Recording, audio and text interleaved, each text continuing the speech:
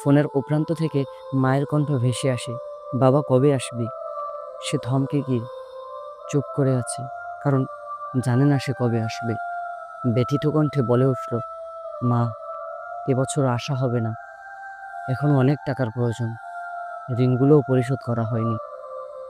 আমি সে মানুষটার কথাই বলছি, যাকে আপনি এয়ারপোর্ট থেকে বিদায় দিয়ে এসেছেন, যিনি মায়ের ডাক, সন্তানের হাসি, স্ত্রীর ভালোবাসা, বন্ধুদের সেই আড্ডা সব কিছু ত্যাগ করে পা বাড়িয়েছে এক অজানা দেশে। কারণ শুধু একটাই, জীবিকার তাগিদ। দিন চলে যায়, রাত আসে, কিন্তু সে পরিশ্রমে জড়িয়ে থাকে, কাজ করে যায় ক্লান্ত শরীর আর একাকী সংকুচিত হৃদয় নিয়ে।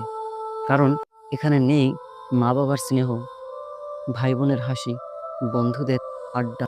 অনেকেই ভাবে সে খুব সুখে আছে, কিন্তু কেউ জানে না তার ভেতরের অশ্রু আর নিঃশব্দ কান্না।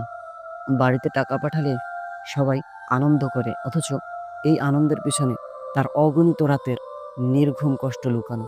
আমি এই কথাগুলো অনুভূতি থেকে বললাম, কিন্তু তাদের ভিতরে থাকা বাস্তব চিত্র আরও পীড়াদায়ক।